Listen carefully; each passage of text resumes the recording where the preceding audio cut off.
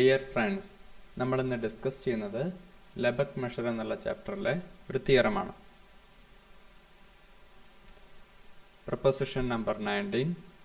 The Cantor set C is a closed uncountable set of measure 0.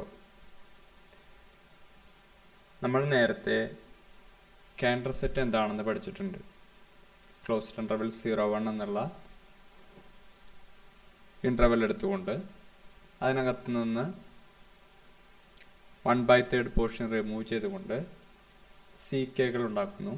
അതായത് C1 എന്ന് പറയുന്നത് closed interval 0,1/3 union closed interval 2/3,1. C2 എന്ന് പറയുന്നത് ഇപ്പോൾ കിട്ടിയിരിക്കുന്ന രണ്ട് ക്ലോസ്ഡ് ഇൻ്റർവെല്ലുകളെയും വീണ്ടും 3 ഡിവൈഡ് ചെയ്തുകൊണ്ട് സെൻറ്ററിൽ വരുന്ന 1/3 പോർഷൻ ഓരോ ഇൻ്റർവെല്ലിനെ റിമൂവ് ചെയ്ത് ക്രിയേറ്റ് ചെയ്യുന്ന രീതിയിൽ C2 ക്രിയേറ്റ് ചെയ്യുന്നു.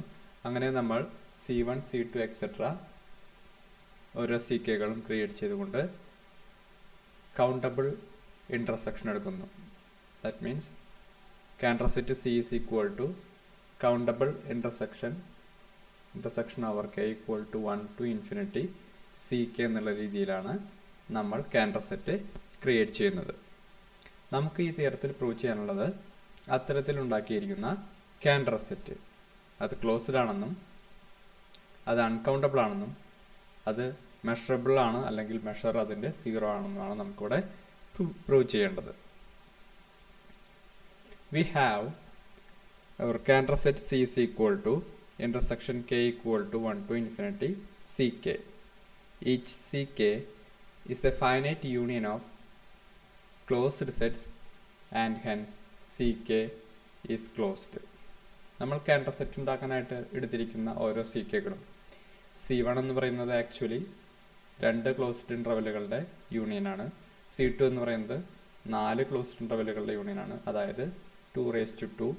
അപ്പോൾ C3 എന്ന് പറയുന്നത് 2^3, അതായത് 8 ക്ലോസ്ഡ് ഇൻ്റർവെല്ലുകളുടെ യൂണിയൻ ആയിരിക്കും. അങ്ങനെയെങ്കിൽ ഓരോ CKകൾ എന്ന് പറയുന്നതും 2k ക്ലോസ്ഡ് ഇൻ്റർവെല്ലുകളുടെ യൂണിയൻ ആയിരിക്കും. ഓരോ ക്ലോസ്ഡ് ഇൻ്റർവെല്ലും ക്ലോസ്ഡ് സെറ്റാണ്. അതിനാൽ തന്നെ നമുക്ക് ഈച്ച് CK ക്ലോസ്ഡ് ആണെന്ന് പറയാം. And our C, Cantor set C, can be represented as the countable intersection of closed set. We have a theorem, countable intersection of closed set is closed. Therefore, our Cantor set C is closed. We have our C subset of CK for each K.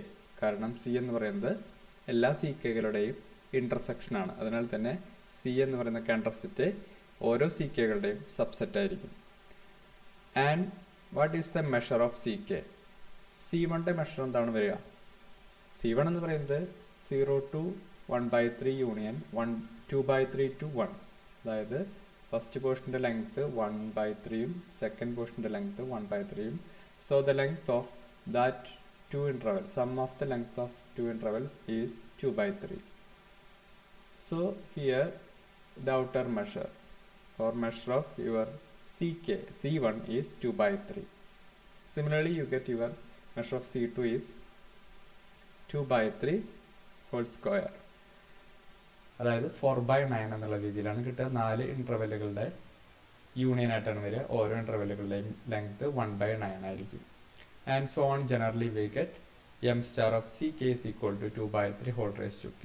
This is for all K. നമുക്കറിയാം CKകളുടെ intersection ആണ് നിങ്ങളുടെ C എന്ന് പറയുന്നത്. അതിനാൽ തന്നെ എല്ലാ CKകളുടെയും intersection എടുക്കുമ്പോൾ CK എന്ന് പറയുന്നത് C എന്ന് പറയുന്ന Cantor set when K tending to infinity വരുന്ന ഒരു CK എന്നുള്ള രീതിയിലേക്കാണ് പോവുക. കാരണം എന്താണ്? C1 contains, C2 contains, അങ്ങനെ സെറ്റ് സബ്സെറ്റുകൾ, അതായത് സഫിക്സ് വലുതാകും തോറും സെറ്റുകൾ ചെറുതായിക്കൊണ്ടിരിക്കുന്നു. ആദ്യത്തെ C1 എന്ന് പറയുന്നത് C2നെ കണ്ടെയ്ൻ ചെയ്യുന്നു, C2 എന്ന് പറയുന്നത് C3 കണ്ടെയ്ൻ ചെയ്യുന്നു. അത്തരത്തിൽ നിങ്ങളുടെ C എന്ന് പറയുന്നത് when K tending to infinity വരുന്ന CK ആയിരിക്കും. അതിനാൽ തന്നെ m star of C എന്ന് പറയുന്നത് എന്തായിരിക്കും? Limit K tending to infinity m star of CK ആയിരിക്കും. What is m star of CK? That is 2/3 whole raised to K. So m star of C is equal to limit K tending to infinity 2/3 whole raised to K. 2/3 is a number less than that of 1 Therefore, limit k tending to infinity 2 by 3 raised to k is equal to 0. Converging to 0 ആയിരിക്കും. That means outer measure of C, that's equal to 0. And we know that every set with outer measure 0 is measurable. Therefore, our Cantor set C is also measurable. Cantor setന്റെ measure 0 ആണ്, Cantor set measurable ആണ്.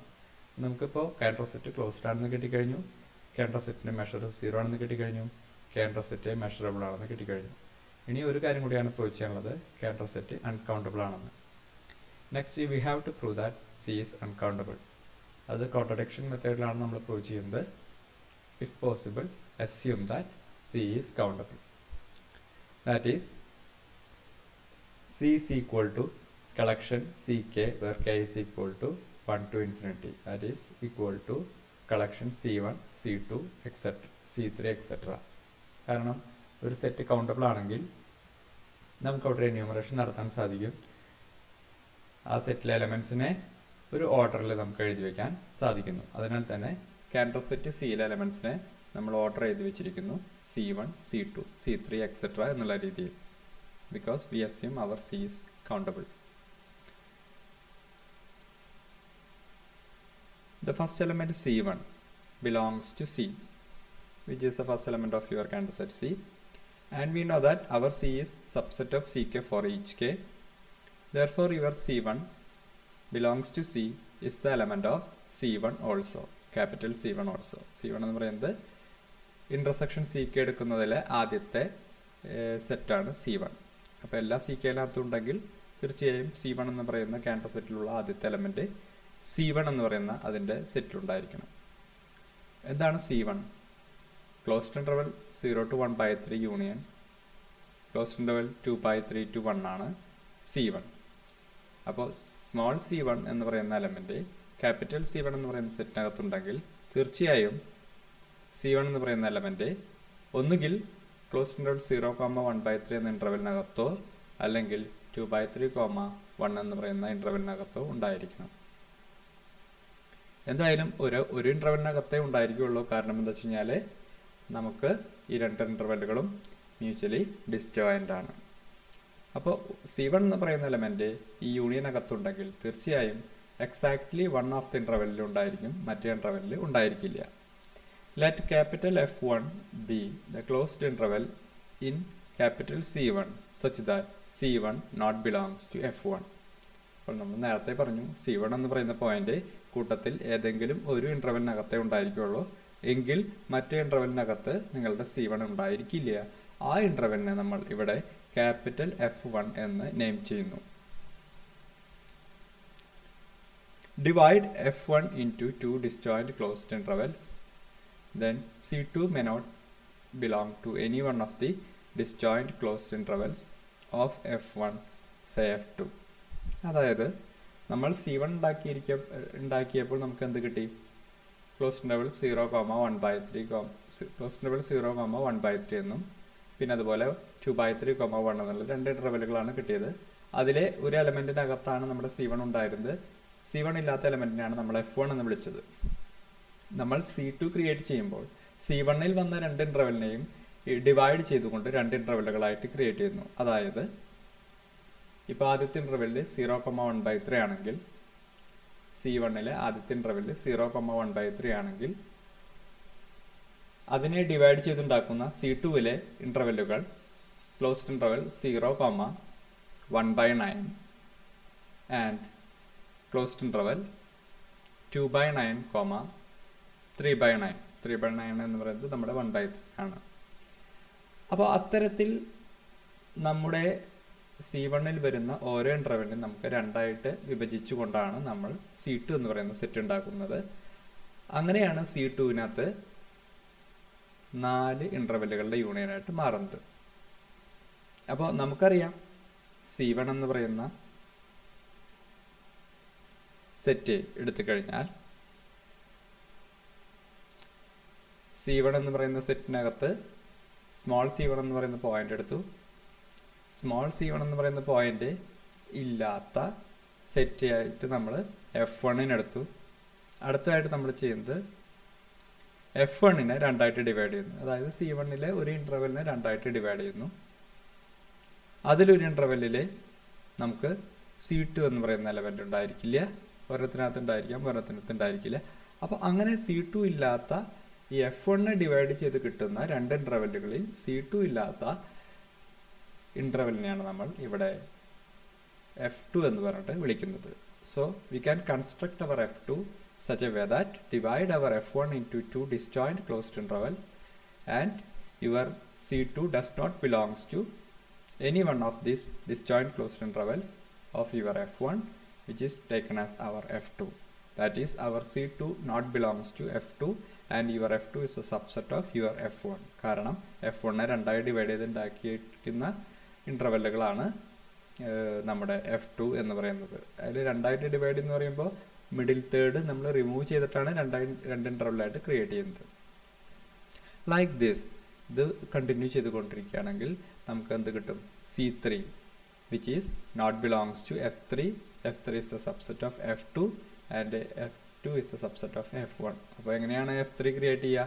F2 എന്ന് പറയുന്ന ഇൻ്റർവെല്ലെടുത്ത് F2നെ കിട്ടിയത് C2 ഇല്ലാത്ത ഇൻ്റർവെല്ലായിട്ടാണ് F2 എടുത്തത്. F2നെ രണ്ടായിട്ട് divide ചെയ്യുന്നു. മിഡിൽ തേർഡ് ഒഴിവാക്കി നമ്മൾ രണ്ടായി ഡിവൈഡ് ചെയ്തുകൊണ്ട് അതിനകത്ത് C3 എന്ന് പറയുന്ന പോയിന്റ് ഇല്ലാത്ത സെറ്റിനെയാണ് നമ്മൾ F3 എന്ന് വിളിക്കുന്നത്. So you get the F3 such a way. ഈ പ്രോസസ്സ് നമ്മൾ കണ്ടിന്യൂ ചെയ്ത് പോവുകയാണെങ്കിൽ V get a collection Fk where k is equal to 1 to infinity, or where each Fk is closed. ഓരോന്നും ക്ലോസ്ഡ് ഇൻ്റർവെല്ലുകളായിരിക്കും, അതുകൊണ്ട് ക്ലോസ്ഡ് ആയിരിക്കും. And your Fk plus 1 is the subset of Fk for each k. And know that our Fk is the subset of Ck. കാരണം എന്താ? F1 എന്ന് പറയുന്നത് C1ലെ ഒരു ഇൻ്റർവെല്ലായിരുന്നു. F2 എന്ന് പറയുന്നത് C2ലെ 4 ഇൻ്റർവെല്ലുകളിൽ ഒരെണ്ണമായിരുന്നു. അത്തരത്തിൽ നമുക്ക് each Fk is the subset of Ck എന്ന് പറയാൻ സാധിക്കും. ഒപ്പം നമുക്കൊരു കാര്യം കൂടി കിട്ടും. സ്മോൾ Ck എന്ന് പറയുന്ന കാൻഡർ സെറ്റിൽ ഓർഡർ ചെയ്ത് വെച്ചിരിക്കുന്ന പോയിന്റുകൾ, ആ small Ck not belongs to ഓരോ ഈ Fk ആയിരിക്കും. Small Ck not belongs to Fk for each k. നമുക്ക് മൂന്ന് കാര്യങ്ങളാണ് കിട്ടുന്നത്. We get a collection Fk with the properties each Fk, and we know that each Fk is closed. So we get a collection of closed sets collection Fk with three properties. First one is Fk plus 1 is subset of Fk, and Fk is subset of Ck, and Ck not belongs to Fk for each k. Also each Fk is non-empty because each Fk is a closed interval with a distinct endpoints. Therefore each Fk is non-empty. Implies intersection k is equal to 1 to infinity Fk is non-empty. നമ്മളൊരു theorem ആദ്യത്തെ സെമസ്റ്ററിൽ പഠിച്ചിട്ടുണ്ട്.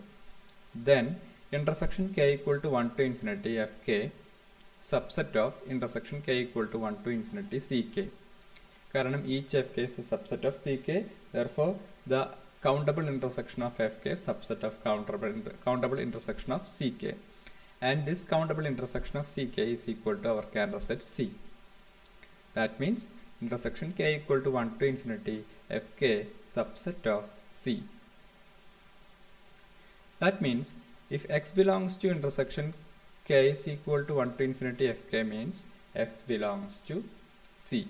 അപ്പോൾ intersection of Fk യിൽ നിന്നൊരു point എടുത്തു കഴിഞ്ഞാൽ തീർച്ചയായും ആ പോയിന്റ് Cantor സെറ്റിൽ ഉണ്ടായിരിക്കണം. If your x belongs to Cantor set C, and we can arrange our elements of the Cantor set such as C1, C2, etc. Therefore, if your x belongs to C, then there exists a Cn belongs to C such that your x equal to Cn. That is, x belongs to Fk for each k implies Cn belongs to Fk for all k. അപ്പോൾ നമുക്ക് എന്താ കിട്ടിയത്? ഒരു X എന്ന് പറയുന്നത് F കെയിലുണ്ടെങ്കിൽ, ഓരോ X എന്ന് പറയുന്ന എലമെന്റ് എഫ് കെയിലുണ്ടെങ്കിൽ തീർച്ചയായും നമുക്ക് എന്ത് കിട്ടുന്നു? ഫോർ ഓൾ കെ, അതായത് ഫോർ ഓൾ കെക്ക് എക്സ് എന്ന് പറയുന്ന എലമെന്റ് എഫ് കെയിലുണ്ടെങ്കിൽ നമുക്ക് അതിൻ്റെ ഇന്റർസെക്ഷൻ ഉണ്ടായിരിക്കുന്നു. അതിൻ്റെ ഇന്റർസെക്ഷനിലുണ്ടെങ്കിൽ അത് Cantor സെറ്റിലുണ്ടാകുന്നു. അത് Cantor സെറ്റിലുണ്ടെങ്കിൽ അതിന് കറസ്പോണ്ടിങ് ആയിട്ട് നമുക്കൊരു എക്സ് എൻ എന്ന് പറയുന്ന എലമെന്റ് Cantor സെറ്റിന്റെ അറേഞ്ച്മെന്റിൽ നിന്ന് കിട്ടുന്നു. അപ്പൊ അത്തരത്തിൽ നമുക്ക് എന്ത് കിട്ടുന്നു? If x belongs to F k for all k implies there is a c n from your c belongs to F k for all k. But we know that our c n does not belongs to f n. കാരണം നമ്മുടെ construction f n അങ്ങനെയാണ്, f k അങ്ങനെയാണ്. അതായത് c one f വണ്ണിലില്ല, c two f ടുവിലില്ല, c three f ത്രീയിലില്ല, അങ്ങനെയാണ് പോയിക്കൊണ്ടിരിക്കുന്നത്. അങ്ങനെയാണെങ്കിൽ സി എൻ എവിടെ ഉണ്ടായിരിക്കില്ല? എഫ് എന്നിൽ ഉണ്ടായിരിക്കില്ല. ഇനി മറ്റൊരു കാര്യം കൂടി ഉണ്ട്. ഇപ്പൊ ഞാൻ പറഞ്ഞു സി വൺ എന്ന് പറയുന്ന പോയിന്റ് എഫ് വണ്ണിൽ ഇല്ല. എഫ് വണ്ണിന്റെ സബ്സെറ്റ് ആണ് എഫ് ടു, അതുകൊണ്ട് സി വൺ എവിടെ ഉണ്ടാവില്ല? എഫ് ടുവിൽ ഉണ്ടാവില്ല. എഫ് ടുവിന്റെ സബ്സെറ്റ് ആണ് എഫ് ത്രീ, അതുകൊണ്ട് സി വൺ എവിടെ ഉണ്ടാവില്ല? എഫ് ത്രീയിൽ ഉണ്ടാവില്ല. അപ്പൊ സി വൺ എന്ന് പറയുന്ന പോയിന്റ് എഫ് വണ്ണിൽ ഇല്ലെങ്കിൽ തുടർന്ന് വരുന്ന ഒറ്റ സെറ്റിലും ഉണ്ടായിരിക്കില്ല. അങ്ങനെയെങ്കിൽ സി എൻ എന്ന് പറയുന്ന എലമെന്റ് എഫ് എന്നിൽ ഇല്ലെങ്കിൽ തുടർന്ന് വരുന്ന F N plus one, F N plus two തുടങ്ങിയ ഒറ്റ എഫ് എന്നുകളിലും നിങ്ങളുടെ സി എൻ ഉണ്ടായിരിക്കില്ല. That means C N does not belongs to fk for all k greater than or equal to your n, which is a contradiction. കാരണം നമുക്ക് എന്താ കിട്ടിയത്? C n x belongs to F k ഉണ്ടെങ്കിൽ there is a c n belongs to fk for all k എന്നാണ്. പക്ഷേ by the construction of fk we have our cn not belongs to fk for all k greater than or equal to n. ഒരു സ്റ്റേജിന് അപ്പുറമുള്ള F കെകളിലൊന്നും ഉണ്ടാവാൻ പാടില്ല. So this is a contradiction to the assumption. Therefore our enumeration or our assumption C is countable is wrong. That means your Cantor set C is uncountable. Thank you.